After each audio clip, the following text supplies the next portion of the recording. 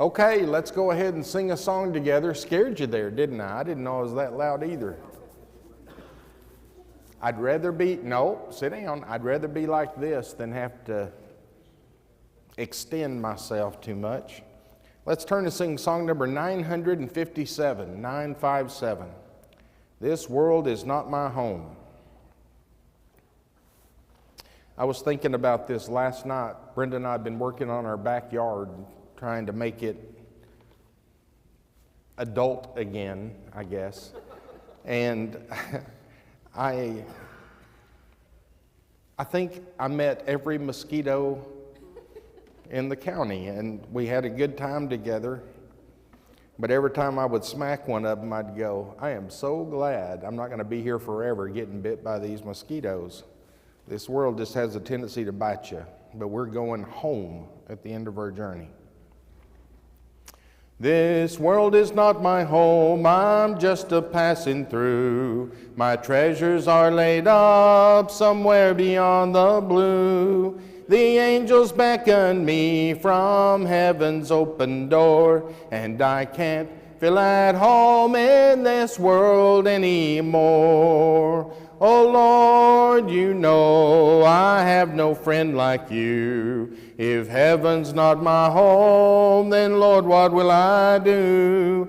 The angels beckon me from heaven's open door, and I can't feel at home in this world anymore.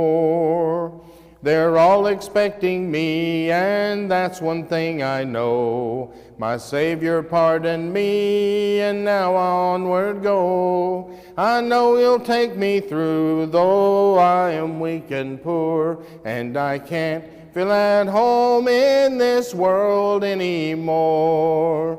Oh Lord, you know I have no friend like you. If heaven's not my home, then Lord, what will I do? The angels beckon me from heaven's open door, and I can't feel at home in this world anymore.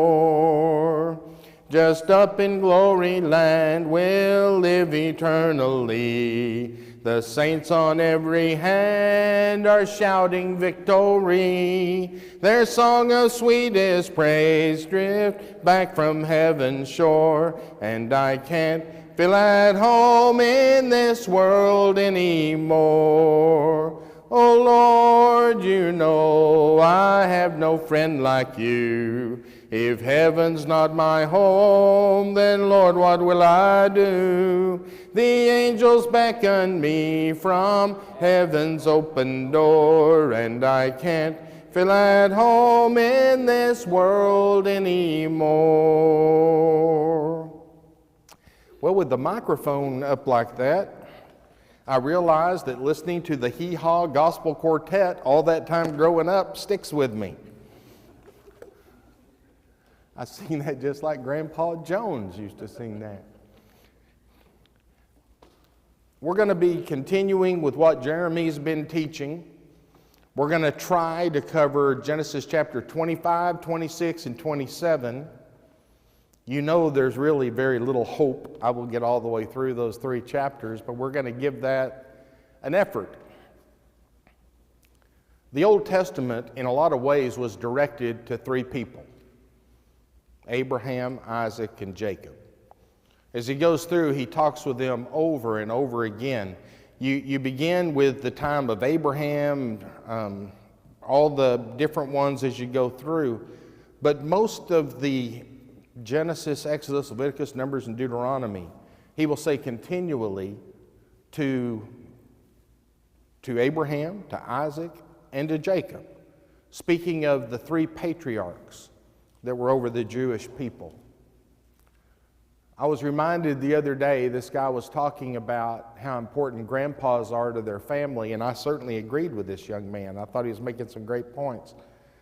But the Hebrew people are named the Hebrew people because Abraham's grandpa was Eber. And Heber was an important part of his life. And we go through that family line over and over again. And we see that God will save His people in the Old Testament through this family. The key text for chapter 25 is verse 7 and 8. These are the days of the years of Abraham's life, 175 years. Abraham breathed his last and died in a good old age, an old man and full of years, and was gathered to his people. Doesn't that sort of seem like Moses is sort of grinding that in his face? 175 years, a good old age, an old man full of years. That's the way I start to feel about myself sometimes. The outline is this. In the first 6 verses, Abraham's sons by Keturah. Just for fun, I went around asking people this week, so who is this Keturah? And they'd say, well, we've never heard of Keturah. And I said, you mean you haven't heard of Abraham's second wife? And they said, no. Well, it's not talked about a lot, but that's who she is.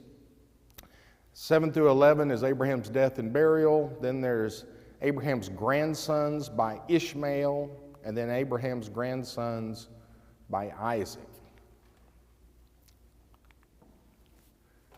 Abraham had another wife. In Vacation Bible School and other times, we sing this song, Abraham had many sons had Father Abraham. If it was only Sarah, it wouldn't be that many. But when you add to it the concubines and Keturah, you end up with a lot of people. I think knowing this second wife named Keturah is a great trivia question to understand. But Genesis 25 verse 1 says, Abraham married Keturah, and they had children together. In your older age, back at this time, if you lost a spouse, you sometimes would marry someone, and they called it the marriage of comfort. It was so that you had someone to spend those years with. It was have someone that could help meet your needs and all those different things through a long period of time. And it didn't always mean that they had a typical marriage. It meant that they were there for each other throughout that period. It mentions several different times that he had quite a few concubines. There's no real nice way of talking about what a concubine is. It was other women who had relations with a man, and he had a number of those. And she was likely one of those and went on to marry Abraham. In chapter 25, verse 6, it talks about gifts being given to all the children of the concubines. Probably Keturah was one of these. We see Isaac become the head of his family.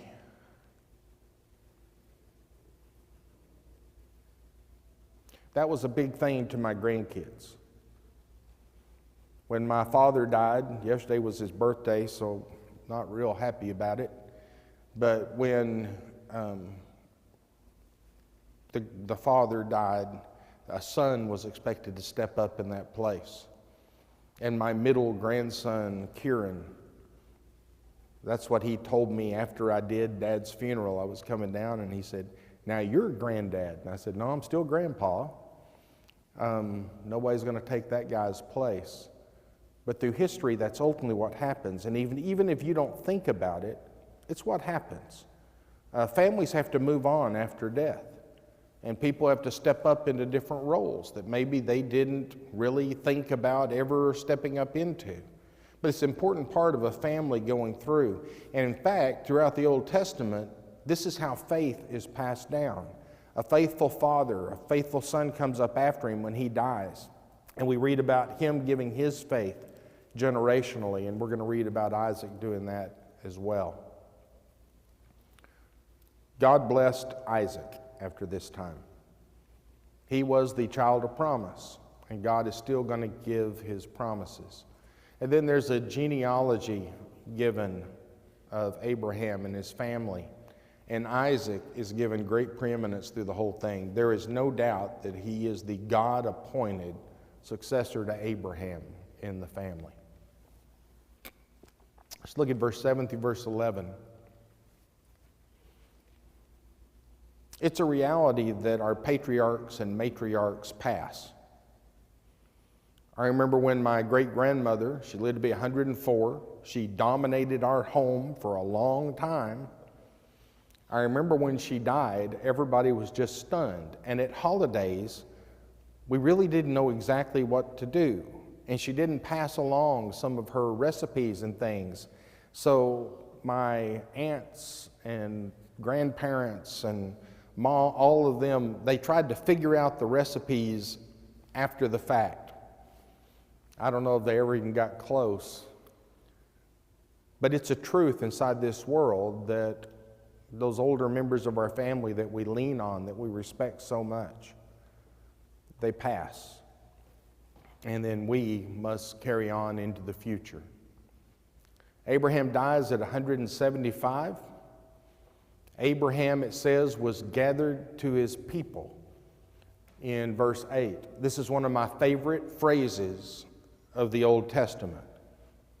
They would be gathered to their people, and it's referring not just to the grave, it's referring to what's beyond the grave, what Jesus would call paradise. And the story of Lazarus and the rich man, Luke 16, also when he was on the cross, speaking to the thief who was expressing his faith in him, said, "Truly today you'll be with me in paradise." They called this process of dying and going there being restored or being returned to their family. They would go and join their family there. We've had a lot of funerals where we've talked about this. In a family of faith, when you die, you go to join your family of faith. And that's a great hope we all have. And I think they use that in order to ensure that faithfulness would be passed down to their children. They were always reminded, we can go and we can be with God together if you remain faithful. And I think we should talk like that in our families as well. Abraham was a good leader of his family, and I know it was incredibly hard to lose Abraham. He was also their connection with God. He heard God's voice, and I believe it was very hard for them to lose Abraham. And now it's time for a son to step up. And Isaac did. He became the man in that family. We then go on to see the blessings and promises that God made to Abraham. He now states and he gives them to Isaac. God doesn't always choose the way man chooses. The natural thing, the thing everyone did, was they gave the blessing. They gave the promise, they gave the authority, they gave the responsibility to the oldest male child. Is that what happened with Abraham? No. Ishmael did not get those blessings. It was given to Isaac. And we're going to see in Isaac's life, a second child is the one who received those same blessings. God chooses based on what's inside a person, not based just what's on the age of a person. Isaac lived in the city of Beer-lahai-roi. Beer is the Hebrew word for well, and Lahai-roi means the place where God can see me. And when he was given these promises, he looked up to the heavens and says, it's always been Dad. God's always talking with Dad. God always watches what he does. He's involved in everything that he does. Now that Dad's gone, God is seeing me. And he names this place Beer-lahai-roi to show that truth. And then Isaac will go about redigging the wells given to his father so they can be useful again. I remember an old well on our place a long time ago. Dad said, this is an old well, and so I went to look, expecting a giant deep hole. Instead, I had a pretty wide, large hole, and it had been filled up with dirt. I told Dad, I said, this isn't a well, and he goes, if you dig it out, it is. That was a well during its time, but cattle have a way of messing up a good well. And I think that's something that was common then. You had to every now and then go dig out your well. It would be covered up by dirt. It would absorb all the moisture. And so you would have to go about that. And so when he becomes head of the family, he first goes and deals with water and begins redigging those wells. In verse 12 through verse 18, we read God's grandsons by Ishmael. His family is mentioned. He receives honor because he is the son of Abraham. And it says his nations will grow into larger nations. And his peoples, these nations, will battle against Isaac and his children. Can you believe that? The children of Isaac and the children of Ishmael fighting with each other? Wouldn't that be crazy? Like if Isaac's children, the Jews, were fighting with, let's say Ishmael's children, the Iranians. Wouldn't that be crazy if that was happening? Because that would mean that that battle has been going on for thousands of years. God said you would be fighting each other. And I always think it's great when they appoint someone new to go and bring peace between Isaac's children and Ishmael's children.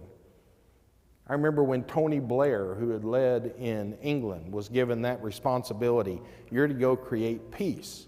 In a speech he gave before he started, he said, I want you to know it's an impossible situation, but I'll do the best I can. And I think he did better than some. But those children have been fighting forever.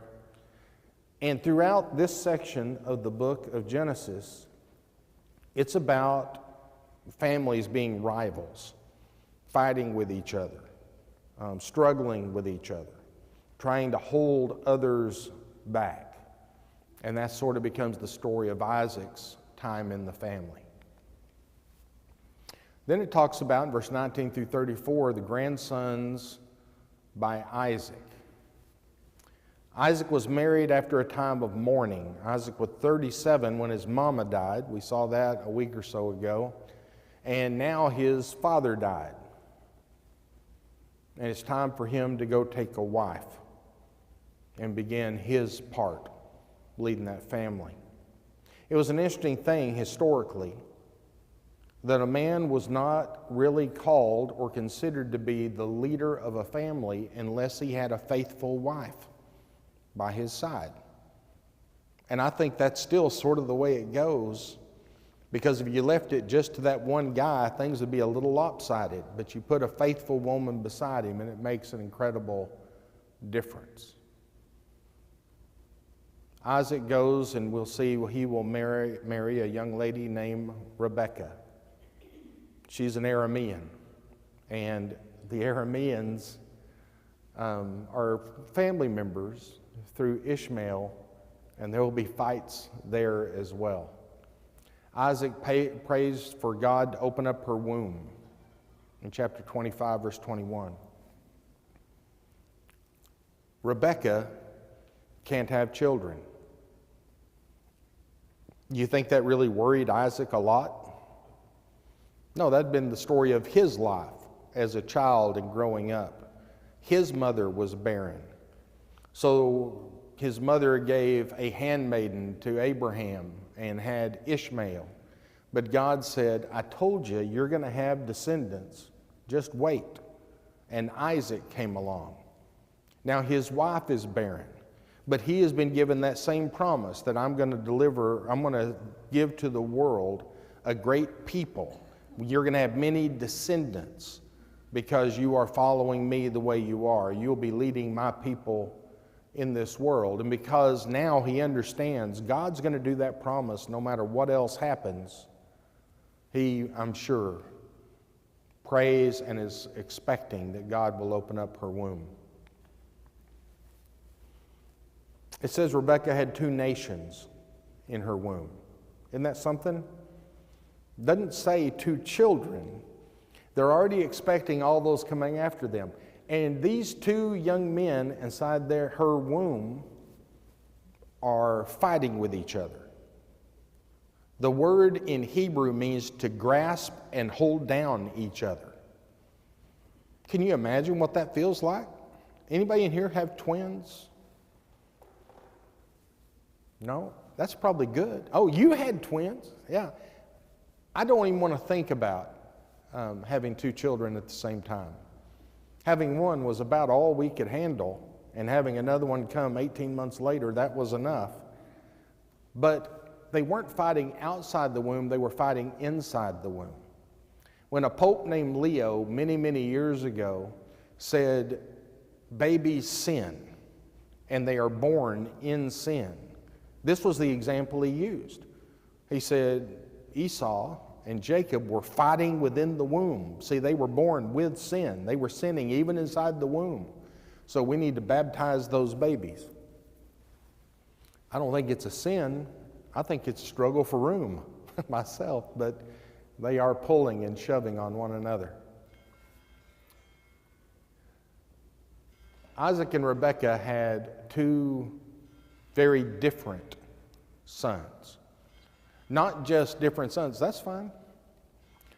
Not just two sons, they had two sons that were not similar really in any way. Jacob, his name means cheater. He got his name from when he was being born. He reached out and grabbed his brother Esau's heel, and it was like he was trying to drag him back in the womb so that he could get out first. He could be the first one born. Esau was named, the name literally means hairy, the one with lots of hair. And he was born with red with hair. And so they're mentioned by what is most obvious about him. Jacob trying to pull his brother back in the womb. Esau being very, very hairy. And I don't know how hairy you'd have to be to receive that name, but I'm getting the feeling he's pretty hairy. I had a child. We were in Portales. This child was born to his mother and father, and when I saw him the first time, I said, wow, you had a chimpanzee, because he had so much hair on him. Turns out you don't say that to a new mom. That was a big mistake. But about 3 days later, that hair started all falling out, and the hair all came out. And I found out that's not an abnormal thing. It happens more than what we would think. She and I eventually became friends again, and even took that kid to camp. But Jacob is born grabbing on to Esau to hold him back. And it's going to be a beautiful picture of the relationship they have. Esau, it says, was a man of the outdoors and a hunter. And it says in the Hebrew that Jacob was calm and under control. They had one child that was calm, under control, and stayed among the tents. They had another child that was a little wild. He stayed outdoors. He went out and hunted and those things. They had different personalities. I think anyone that's had more than one child knows you can have children that are a little different on the inside as well as the outside. Isaac and Rebekah made a big mistake. It's a tragic mistake. Verse 28 says, Isaac loved Esau because he loved eating his game. That doesn't speak too well of Isaac, does it? I really like this one. He has better food than the other boy. Rebekah loved Jacob. That word in Hebrew that's used for love, when it talks about Rebekah and Jacob, means loving as of the number one person. That's a mistake. Her husband should have been that number one person. She loved Jacob even more than him. But if you want to create rivals who will fight each other for life, there's an easy way to do that. Each parent just choose one of the kids and make them the favorite. I know growing up, I was the favorite of both parents. No one ever said it. I just assumed that to be true. But we had a grandmother, my mom's mom, Granny to us, and she really thought I was something. And she favored me. In the end, it ended up sort of messing up both my relationship and Melissa's relationship with her. If you want conflict in a family, favor someone, and you'll have conflict for the rest of your days. I was glad to have parents that We're very careful not to favor. I have a wife that's like that. I guarantee you on Christmas when she goes out and gathers the gifts, we pretend like I did. Sometimes I'm there to witness it. But she goes out and gathers the gifts. They will be the same number of gifts, and if you add up the cost of every gift, it will be basically the exact same because she wants no one getting confused. And now we do that the same way with the grandkids. Until I buy an extra present, then we have to go buy 2 more extra presents. We see Jacob living up to his name. He's still wrestling with Esau, trying to pull him back and trying to be the firstborn child. Esau is out doing his work and he gets hungry. Snickers several years ago made a commercial and they started using the word hangry, which is hungry and angry at the same time. I wish I would have known the name for what happened to me a lot growing up, but I was hangry. But Esau is tired and hungry. He just wants something to eat. He comes in, he smells the food that Jacob is making, and he wants a bowl of that stew. So he says, Jacob, brother, would you give me a bowl of that stew? And he said, well, we can make a deal. And Esau says, I'm so hungry I could just die. I'd have to have the stew. So he said, well, sell me your birthright, the responsibility and the rewards of being the firstborn child, and I will give you a bowl of stew. I hope that stew was awesome because he was giving up so much. Firstborn child got 2/3 of everything. The secondborn child got 1/3. If there was 7 or 8 more kids, they didn't divide what they gave to the oldest child. They divided up what they gave the younger child and spread it out among all the other children. The birthright was a big deal. It also set you up to be leader of the family later. But Esau was hungry. Paul wrote to the Philippian church and said, to some people, their God is their stomach. They worship based on what they're able to eat. And we see Esau having a little bit of that as well. That's not a lot. There were times where people would buy the birthright for someone because they were in deep financial need. And usually they would have to sell everything they had to buy that birthright. Jacob had already made the stew. He didn't even have to make the stew to steal it. Esau just wanted it and he took advantage of him. And the thing that I've always asked is, where were the parents when this is going on? Well, Esau and Jacob were on their own right at this moment, and Esau sells his birthright. Going on to chapter 26, we're going to see Isaac receive the seed and land promise. We're going to see him move 3 times, mainly around a town called Gerar. Key text for this chapter is verse 3 and verse 4. It says, sojourn in this land, and I will be with you and will bless you. For to you and to your offspring I will give all of these lands. And I will establish the oath that I swore to Abraham your father. I will multiply your offspring as the stars of the heavens, and will give to your offspring all these lands. And in your offspring all the nations of the earth shall be blessed. Well, Isaac understands what this means. Even if his wife doesn't seem to be able to have kids, she's going to have children. They're going to have a large family, and they are going to scatter out among the nations, and God will give them the land that they're on, land that he chooses, and he will bless them in great ways. We're going to see him living in a town called Gerar, and then moving out and living in the surrounding area of Gerar, and then finally going to Beersheba. And you know, just by seeing the beer at the front of that word, it means well. So we'll talk about that soon. Sometimes things happen that change your family forever. In this case, it was a great famine. He wanted to stay and live in the home of his father and mother like most did at that time. But a great famine came up, and they had to go where they could have food, where they could have water, where he could take care of his family. We see that in verse 1.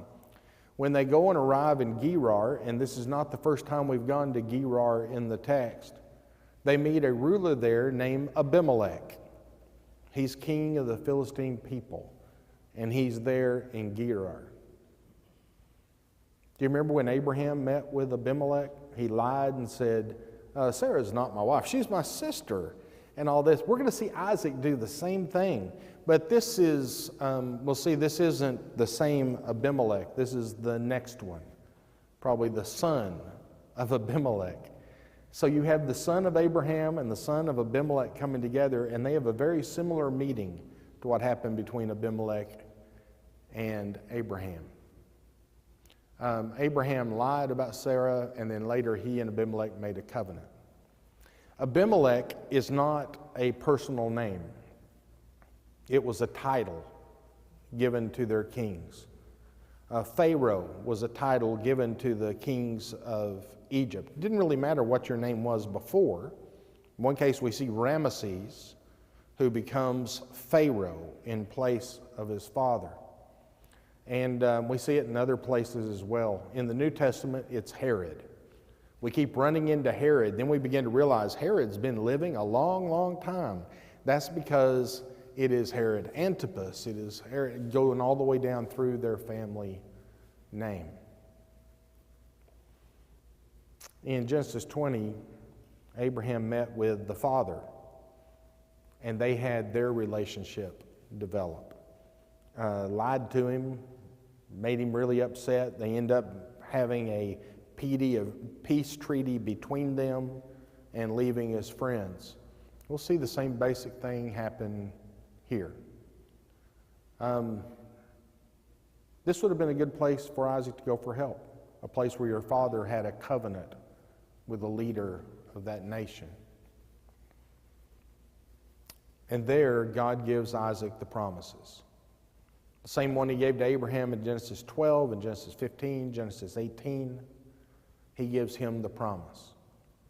And he says, your seed will be so many, so numerous, like the sand on the seashore, like the stars in the sky, so numerous. And they will be blessed with their own land.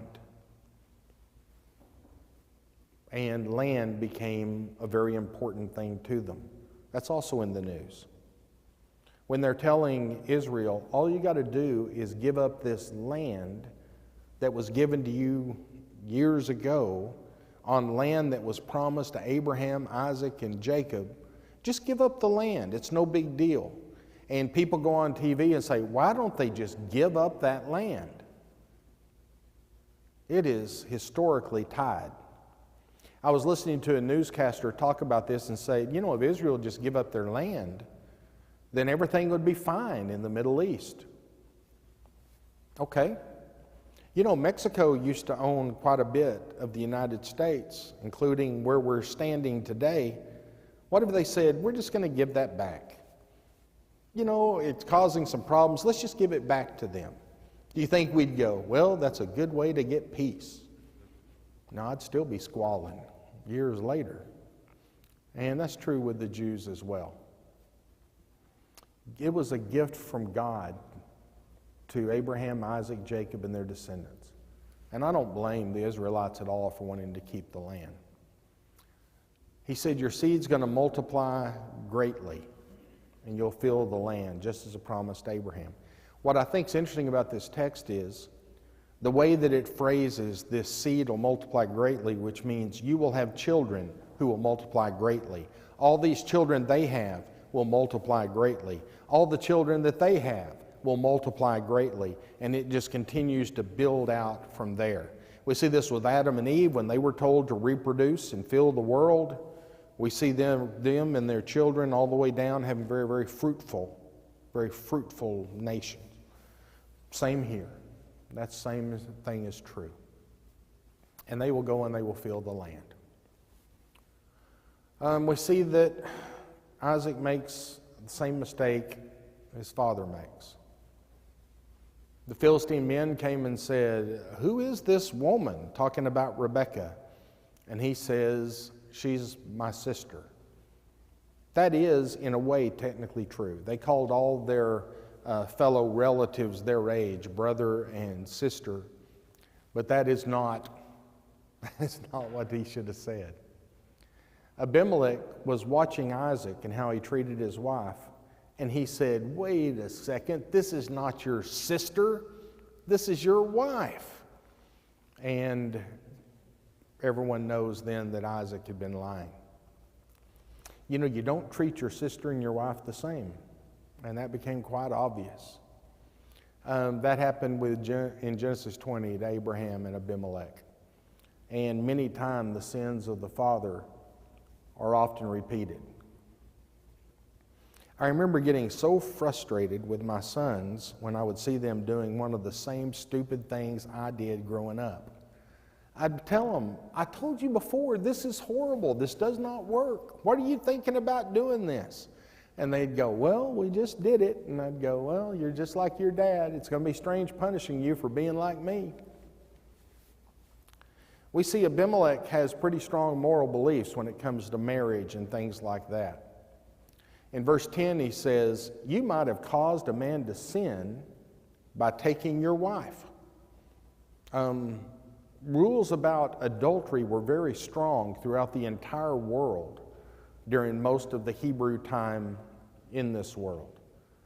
It wasn't just God's people that thought you shouldn't commit adultery. It was seen as something very villainous by nation after nation after nation. So Abimelech makes a law. He makes a decree that if anyone touched Isaac or Rebekah, they'd be put to death. Verse 11. Abimelech, a worldly leader, obviously believed quite a bit in marriage, being faithful in marriage and not breaking up people's marriage.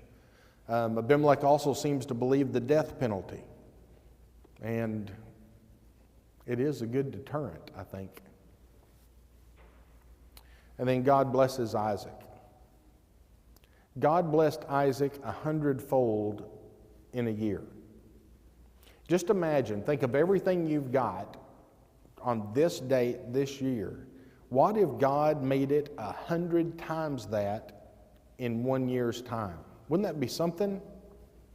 As I heard a preacher say years ago, well, that would be something for some people, but you multiply 0 by 0 by 0 by 0, it still ends up 0.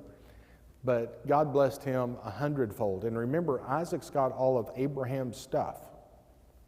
That'd be a lot. God made him a wealthy, rich man. The word used for rich there means having no other need. There was nothing else he needed other than what he already had. In verse 14, it says he gave him large flocks. That word used for large means innumerable. You can't count them. Large herds, innumerable herds. And God gave him many servants. I'm glad he didn't use that same word, because servants you couldn't count. That'd be a lot of servants. But he had more than he needed. God blessed him in great ways. When someone is blessed in great ways, what happens?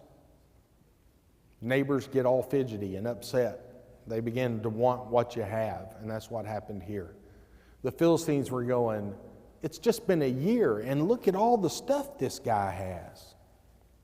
Proverbs 27 verse 4 says, "Wrath is cruel, anger is overwhelming, but who can stand before jealousy?" It's way more damaging than anger, is jealousy over what someone else has. The Philistines came and they collapsed the wells. Isaac had redug them. They came and stomped around and caved the dirt in on top of all the wells.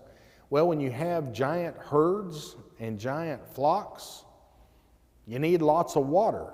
So this is a huge blow to Isaac. That would have been devastating. I was sitting inside someone's room the other day, Sue Lassiter's room, and I got there right as Gunsmoke was starting, so I just pulled up and We watched Gunsmoke. This guy blocked off his water and wouldn't let other people get there. Matt Dillon needed an army to settle this thing out, because when you took someone's water, that was huge. We were sitting there, and I told Sue, I said, this will fit really good in my Bible class. And she said, well, enjoy it. And I said, well, I do. I enjoy it. Thank you so much. But that's true. Think about Westerns you see. There was problems with water, wire, and women, typically, that put guys in awful states. And my dad would add whiskey to that. They did seem to drink quite a bit back then. Caused a big issue.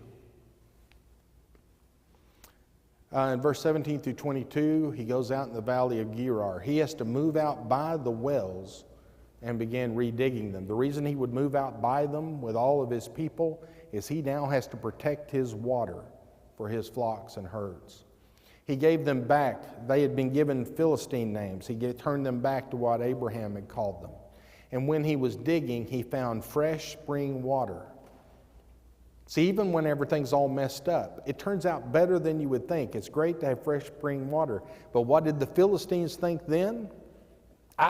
He's got our water, our fresh water. And so they come out to fight with him.